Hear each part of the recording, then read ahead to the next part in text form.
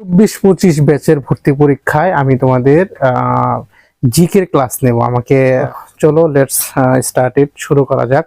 আজকে আমরা দেখে নেব জাতীয় বিশ্ববিদ্যালয় ভর্তি পরীক্ষার মান বন্টন। চলো শুরু করা যাক। জাতীয় বিশ্ববিদ্যালয়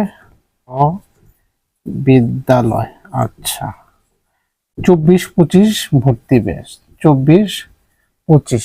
আচ্ছা, এখন আসলে চলো দেখে নিই মান বন্টন। প্রথমে বিজ্ঞান বিভাগের জন্য বাংলা হচ্ছে গিয়ে 20 নম্বর, তারপর হচ্ছে ইংরেজি হচ্ছে 20, তারপর হচ্ছে জিকে মিন্স সাধারণ জ্ঞান, এই 20। তাহলে হচ্ছে কত? হ্যাঁ, 20, 40 আর 20, 60। এবং বিষয় ভিত্তিক যারা বিজ্ঞান থেকে পরীক্ষা দিবা তারা বিজ্ঞানের ক্ষেত্রে আলাদা প্রশ্ন হবে 40। যারা মানবিক থেকে মানবিক বা ব্যবসায় থেকে যারা দিবা এদের হচ্ছে প্রত্যেকের আলাদা সাবজেক্টিভ মার্ক হয়। এগুলা কি মার্ক? Subjective mark. তোমরা সাবজেক্ট যে সাবজেক্টে আছো সেই সাবজেক্ট থেকে কোশ্চেন করা হবে। সো তাহলে আমরা কি বুঝলাম? এগুলো হচ্ছে সাবজেক্টিভ মার্ক, আমাদের সাবজেক্ট থেকে কোশ্চেন করা হবে।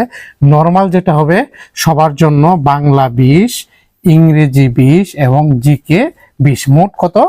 60। এই 60 এবং 40 মোট মিলিয়ে হলো কত? 100 নম্বর। 100 নম্বর হচ্ছে আমার এমসিকিউ। এগুলা 100 নম্বর হবে কি তাহলে? এমসিকিউ পরীক্ষা। এবং এমসিকিউ পরীক্ষার জন্য সময় হচ্ছে 1 ঘন্টা। আমাকে 1 ঘন্টায় 100 প্রশ্নের অ্যান্সার দিতে হবে। আচ্ছা, তারপরে হচ্ছে আর 100 নাম্বার হচ্ছে তোমার জিপিএ এর উপর, এসএসসি এবং এইচএসসি। আচ্ছা, এসএসসি হচ্ছে 40% মার্ক, আর এইচএসসি হচ্ছে 60% মার্ক। 60% মিনস 60, আর 40% মিনস কত?